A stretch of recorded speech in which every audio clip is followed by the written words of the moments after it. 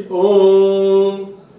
मैं स्वामी योगेशानंद आप सभी का श्री राम मंदिर ज्योतिष दर्शन में स्वागत करता हूँ।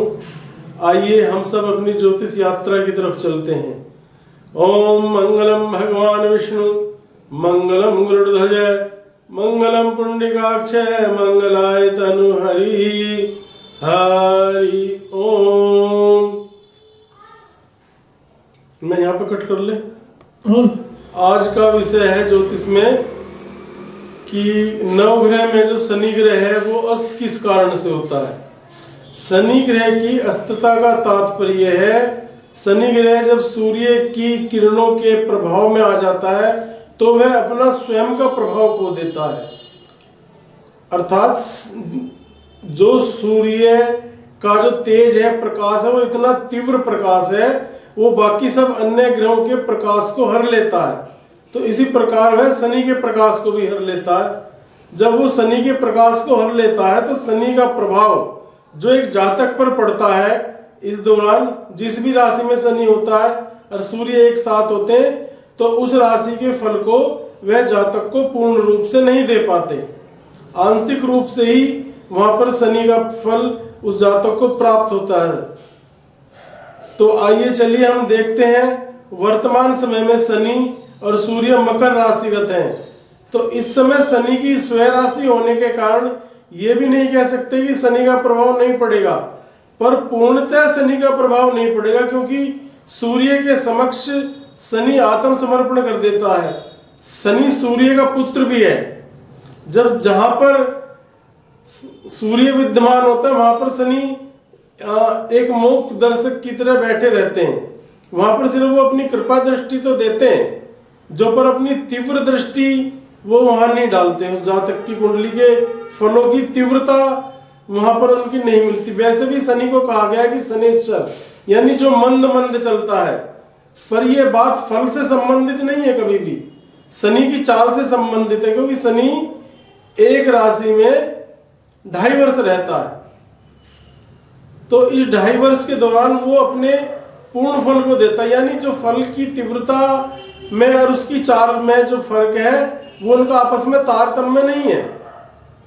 तो इस समय शनि अस्त है, जो क्योंकि वो सूर्य के प्रकाश के कारण जो शनि अपना प्रकाश पहुंचा नहीं पा रहा है जातक तक, पर यह भी नहीं कह सकते कि उसका फल प्राप्त नहीं होगा।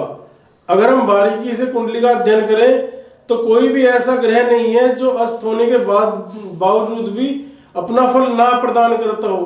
कहीं ना कहीं किसी न किसी तरीके से वो अपने चाहे स्थान का फल ना दे पर अपने भाव का, अपने स्वयं ग्रह का, अपनी दृष्टि का फल जरूर प्रदान करता है। इसी तरह शनि अगर मान लो मकर राशिगत है इस समय में, पर ऐसा है वो कहीं ना कहीं अपनी दृष्टि जरूर डाल रहा होगा।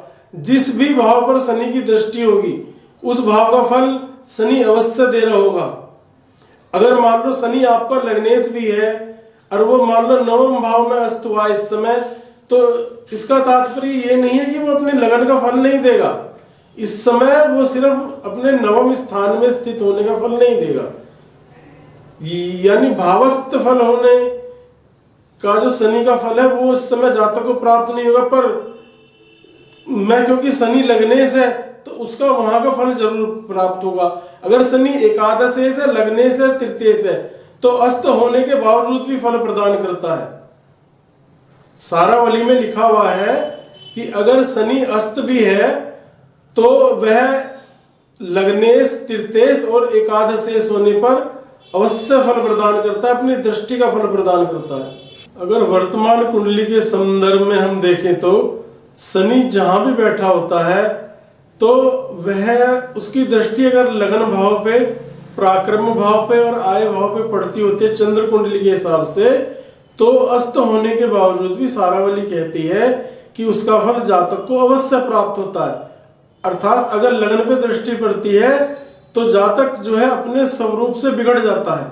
उसको चोट लगने का खतरा हो सकता है, या जो है जो उसके चेहरे पर कोई दाग धब्बा लग सकता है। अगर मान लो तृतीय भाव में, पराक्रम भाव में है तो वो कुछ ऐसे कार्य कर सकता है ताकि उस पर दाग लग जाए, कुछ आरोप लग जाए। अगर एकादश भाव में है तो वह ऐसे काम करेगा जो नीच किस्म के काम होते हैं, जो समाज में अच्छे नहीं कहे जा सकते। तो यही चंद्र कुंडली के प्रभाव से हम जान सकते हैं कि शनि की दृष्टि अगर प्रथम भाव, तीसरे भाव पराक्रम भाव और आय भाव एकादश भाव पर पड़ती है तो शनि अस्त होने के बाद भी वहां का फल जातक को अवश्य प्रदान करता है। मैं स्वामी योगेशानंद आप सभी को प्रणाम करते हुए आज के इस एपिसोड को यहीं समाप्त करता हूं। आपसे निवेदन करता हूं कि आप मेरे इस वीडियो को सब्सक्राइब करें और आगे भी भेजें, फॉरवर्ड करें कि ताकि मैं और उत्साहित होकर आपके लिए अगली वीडियो बहुत जल्द लेकर आऊं। नमस्कार, धन्यवाद।